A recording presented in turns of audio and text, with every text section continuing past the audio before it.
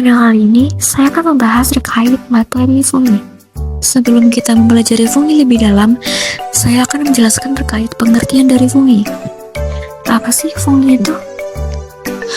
Fungi, atau yang biasa kita kenal dengan sebutan jamur, adalah organisme eukariotik yang tidak memiliki klorofil.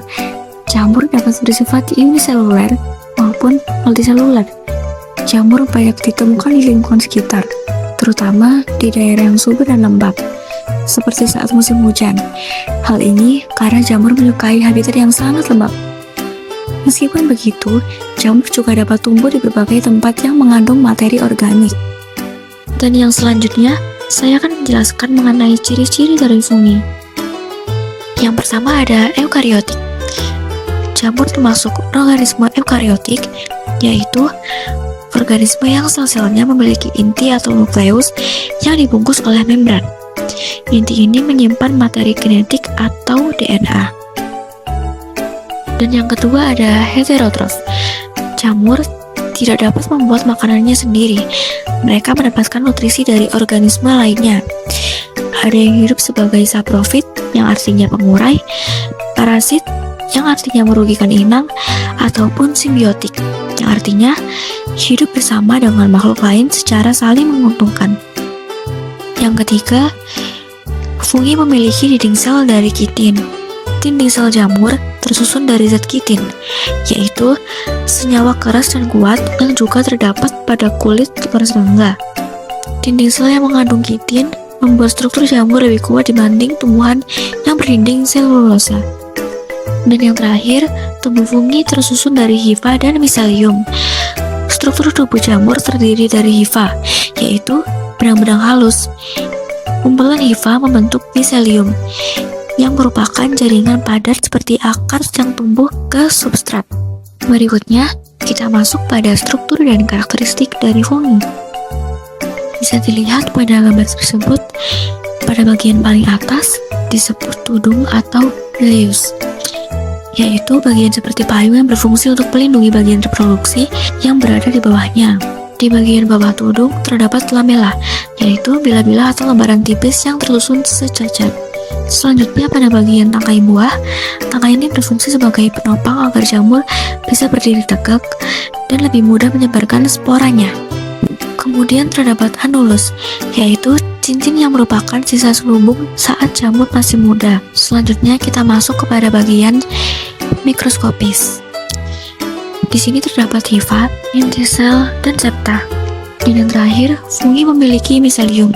Miselium ini biasanya tumbuh di dalam tanah atau substrat dan berfungsi untuk menyerap nutrisi. Di sini ada klasifikasi fungi. Yang pertama di sini ada Zygomicota. Zygomicota adalah kelompok jamur yang biasanya hidup di tanah, makanan basi, atau tempat yang lembab. Mereka biasanya berkembang biak secara aseksual dengan membentuk zigospora dan aseksual. Contoh spesifiknya itu biasanya terdapat pada roti atau tempe yang basi yang disebabkan oleh jamur Rhizopus stolonifer. Kemudian yang kedua ada Ascomycota. Ascomycota dikenal juga sebagai sek fungi karena mereka membentuk spora di dalam kantung kecil yang disebut dengan ascus. Contoh spesifiknya itu pada jamur Aspergillus benti yang biasanya itu digunakan untuk mengubah amilum dan selulosa menjadi glukosa dalam pembuatan kecap. Yang ketiga ada Basidiomycota. Basidiomycota adalah jamur yang menghasilkan spora di bagian yang disebut basidium. Mereka biasanya punya tubuh buah besar seperti jamur payung yang sering kita lihat. Contoh spesifiknya itu ada di Agaricus bisporus, yaitu jamur kancing yang dapat dimakan ataupun dikonsumsi. Dan yang terakhir ada Deuteromycota. Deuteromycota tersebut disebut dengan jamur yang tidak sempurna karena belum diketahui cara mereka berkembang biak secara seksual. Mereka hanya diketahui berkembang biak secara aseksual. Contoh spesifiknya yaitu Candida albicans yang biasanya itu penyebab infeksi jamur pada manusia. Pada poin yang terakhir terdapat siklus hidup umum dari fungi. Yang pertama ada reproduksi aseksual. Pada tahap ini, jamur akan membentuk struktur penghasil spora. Struktur ini akan menghasilkan spora haploid secara mitosis.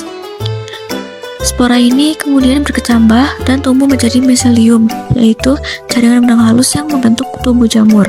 Dan yang kedua ada reproduksi seksual. Tahap pertamanya ada plasmogami, yaitu penyatuan sitoplasma dari dua miselium yang berbeda jenis. Kemudian terbentuklah fase heterokariotik, yaitu satu sel yang mengandung dua inti dari dua induk berbeda. Lalu terjadi proses kariogami, yaitu penyatuan nukleus, sehingga terbentuk zigot diploid. Zigot ini kemudian mengalami meiosis, yaitu pembelahan sel yang menghasilkan spora haploid baru. Spora haploid ini lalu berkecambah kembali, tumbuh menjadi miselium, dan siklus pun dilakukan secara berulang kali. Jadi jamur itu bisa berkembang biak secara aseksual maupun seksual.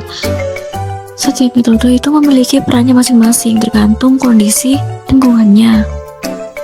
Jadi, sekian beberapa penjelasan saya terkait materi fungi. Mohon maaf jika ada salah kata maupun pengucapan. Sekian, terima kasih.